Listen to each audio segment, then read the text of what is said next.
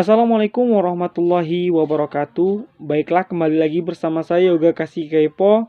Di sini kita akan membahas mengenai bangunan hukum Islam di Indonesia. Bangunan hukum Islam di Indonesia. Divine law dan man-made law sebagai teori hukum.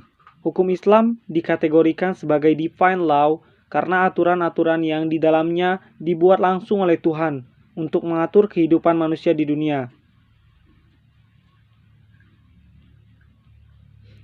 Sebagaimana yang dapat kita pahami pula dari kutipan bawah ini, konsep hukum menurut usul fikih pada dasarnya terletak di atas pandangan bahwa hukum itu bersifat keagamaan.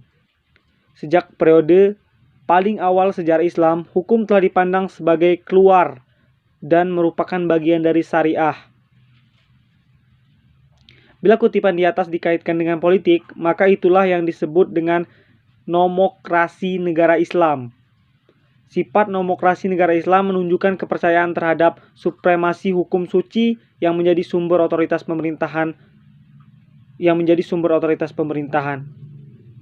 Menurut Kaduri, warga negara Islam adalah hamba Allah dan hukum-hukumnya dalam hukum suci adalah hukum suci karena ia berasal dari Allah Subhanahu wa taala.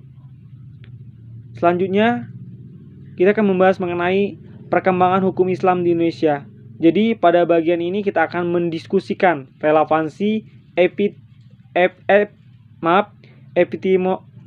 epistemologi hukum Islam Indonesia dengan pembangunan hukum Islam Indonesia dengan pembangunan nasional.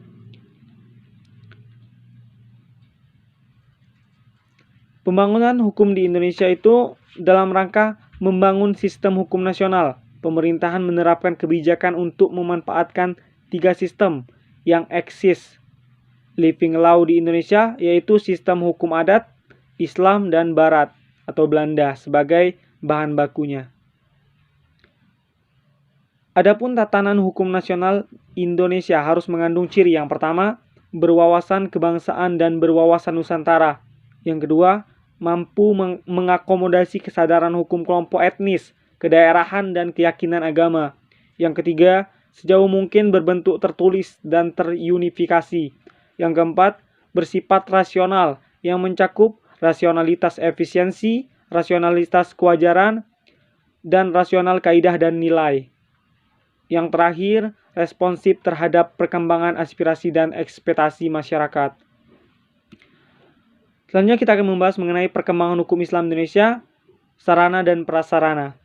Berdasarkan penjelasan di atas, tampak sekali dalam hal penetapan kebijakan hukum di Indonesia, pemerintahan telah menjadikan hukum Islam sebagai bagian dari hukum nasional.